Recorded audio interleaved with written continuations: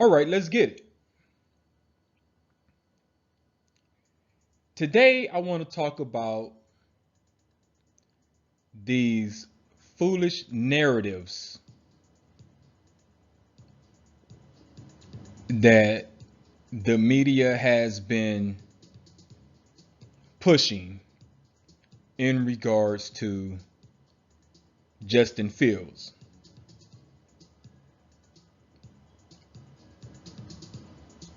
Disclaimer: I am a huge Chicago Bears fan. Easily my favorite sports franchise. I am also a Justin Fields fan, and I am unapologetic about that. But there has been some really like media bias against Justin Fields, in my opinion, which I did a video on, I believe, last week. I'll put that card at the end of the video. And I just think that there's just a tad bit of gaslighting going on when it comes to this young man. But I'm going to try to play a little clip from Kurt Warner and let him give his take somewhat on Justin Fields after the Minnesota Vikings game on Monday Night Football.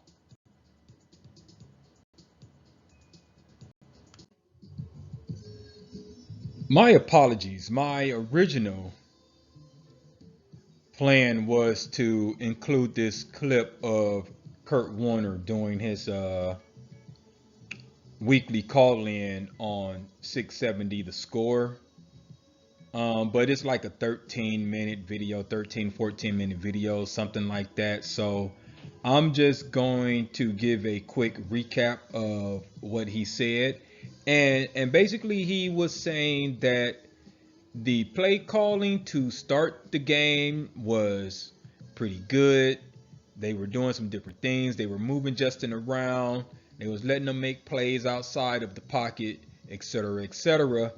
And then they got conservative.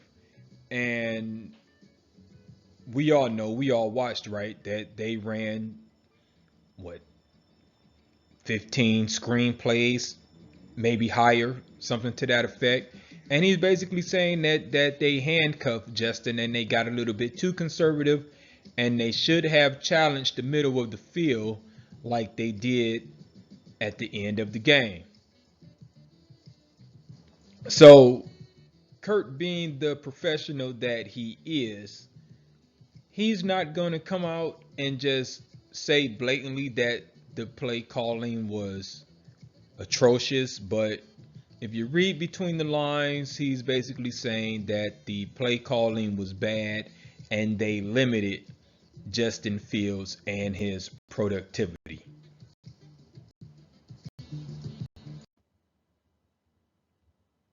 I'm pretty certain you guys are familiar with Chase Daniels, who spent some time in Chicago. He breaks down film every week, and he has been consistent all year saying that Justin Fields is not the problem. For you armchair quarterbacks who want to say, well, who's Chase Daniels? Well, Chase Daniels had a long career in the NFL. Yes, he was a career backup, but he still was in the NFL. And that's a whole lot more than a lot of you guys can say. And I'm pretty sure he can break down the game a whole lot better than a lot of you guys can from your living room. So I think his opinion matters. Go and watch his videos. They're quite informative. And I know there are a lot of guys out there who break down film. You know, some guys try and highlight the negative. I think Chase is fair. He does a good job. He highlights the negative and he highlights the positive. And there are way more positive plays than negative plays. It's quite informative. I think you guys should check it out. You guys should also check out Layla Rahimi and her rant that she posted earlier today about the play calling. It's top notch. All of these guys are saying the exact same thing when you get down to it. Justin Fields is not the problem.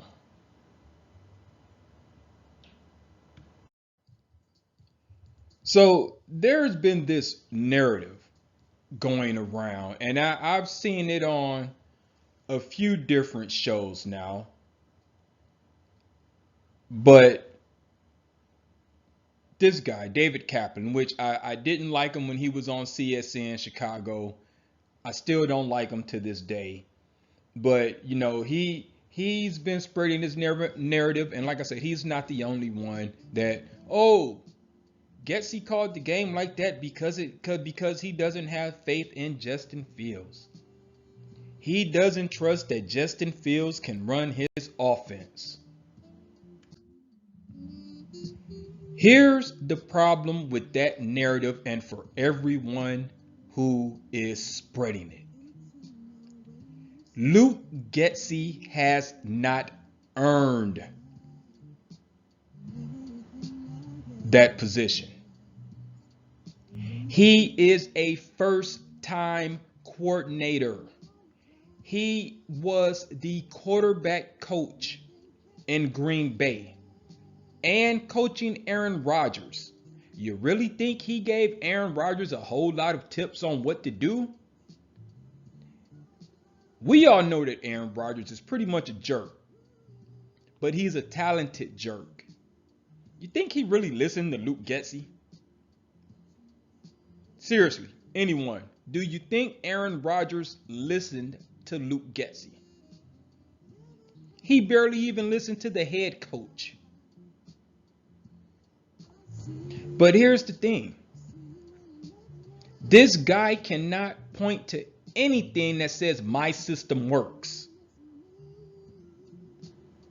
He has no resume. So who is he to say someone can't run his system? No, maybe your system is just trash, bro. Maybe it just doesn't work. For all the guys who keep saying Justin's the problem, no. The play calling is the problem. He ran that screen play 3 times in a row. That's not the first time he's done that this year. He did the same thing against New Orleans when Bajent was playing. He did the same thing in Tampa. The guy is in over his head. He just doesn't know how to call a game. It's just that simple.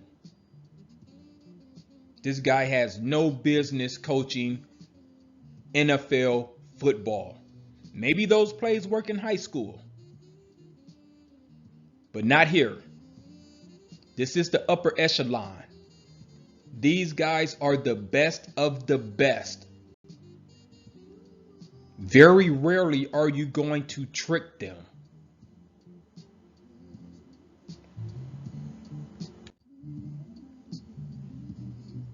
That's a perfect segue into the next silly narrative that's going around.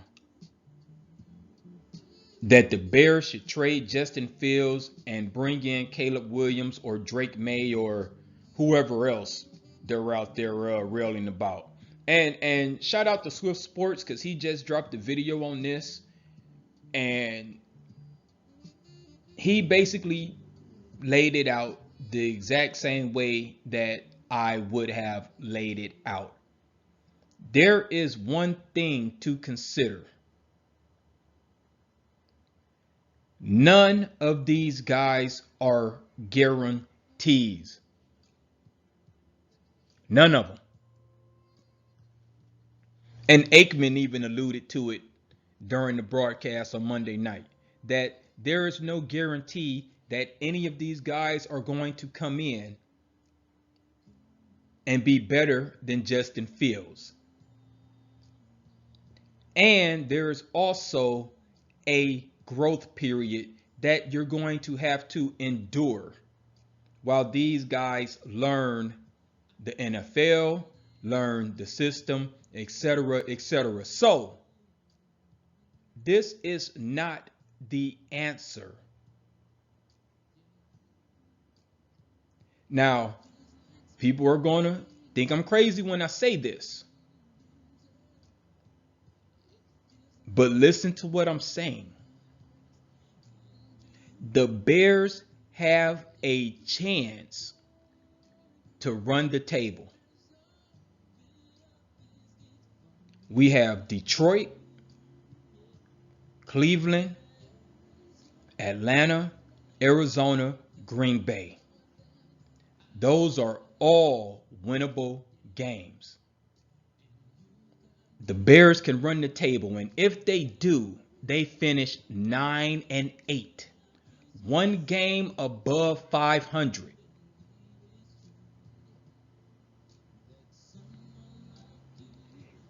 If that happens, I'm not saying that it will, but if that happens, you mean to tell me that you're going to bring in a rookie quarterback and set us back when we're that close to being a playoff contender? That's idiotic. For all of you guys who's talking about Fields is going to get Ryan Poles fired, if Ryan Poles trades Fields and brings in one of these guys and they don't work, he basically fired himself.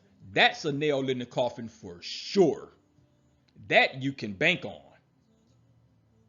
Especially if Fields goes somewhere else and balls out.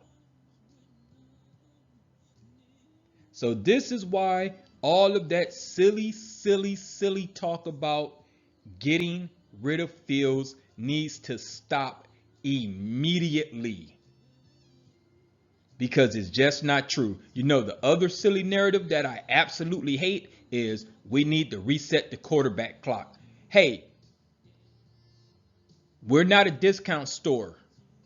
The Bears are one of the most profitable franchises in the league. They have money.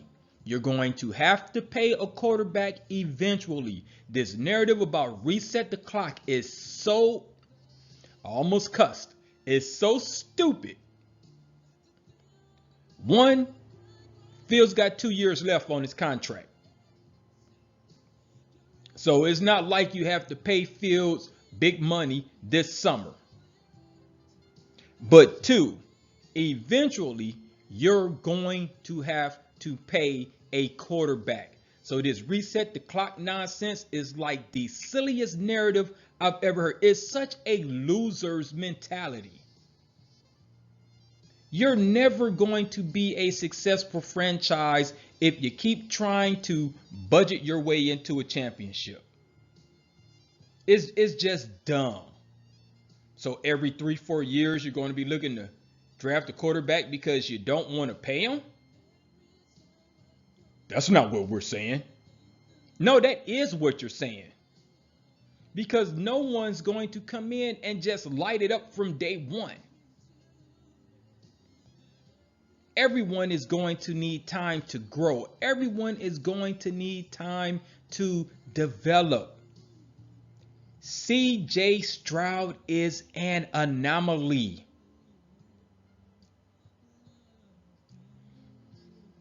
And I always thought he was better than Bryce Young. I was saying last summer that hey, they made a mistake. CJ Stroud should have been the #1 pick. Where are all those guys who were saying that the Bears should trade Fields and draft Bryce Young? What do you hear from them now? Nothing. Crickets.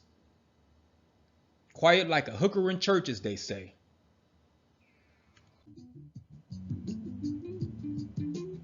Let's briefly discuss these guys on the field. I'm sorry, on the screen. Zach Wilson and Trey Lance were both drafted ahead of Justin Fields based on potential. Neither one of these guys have worked out. San Francisco lucked up with Brock Purdy. I know the Jets have Aaron Rodgers, but that's just a stopgap. He's not the long-term answer. And obviously neither is Zach Wilson. See, the point I'm trying to make is there is no guarantee that guys will work out. Making the transition from college to the pros is a big deal. It's a big leap.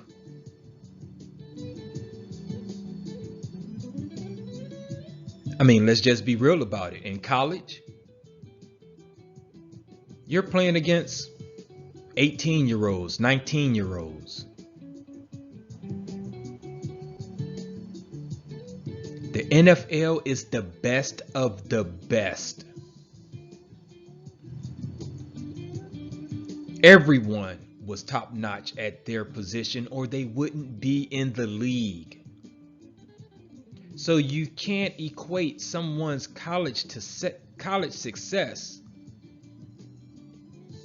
to what might happen in the NFL. Sometimes the talent just doesn't translate. These are all things that we have to consider.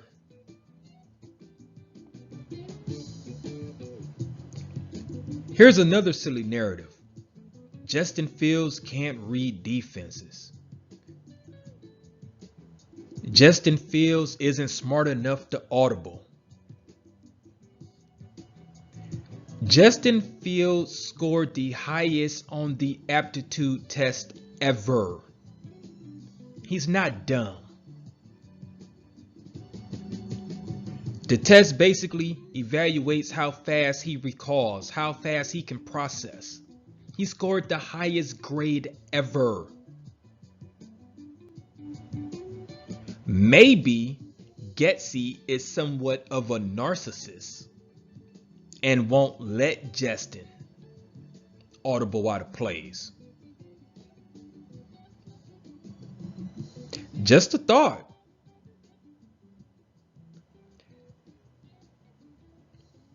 I'm just saying words like probably, maybe, could be, potential. All of those words don't mean jack in the real world. Those are all words that will get a GM fired quickly. I mean, look at what happened in Carolina. The GM made a bad call. Frank Reich is just the scapegoat.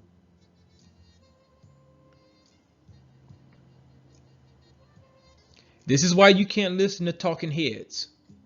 You have to actually watch games. You have to actually watch film. You can't just look at stats. You can't make evaluations based on a still that someone puts up on Twitter or Instagram and say, look how many receivers were open. You can't evaluate based on that. It's just foolish. It's just downright foolish.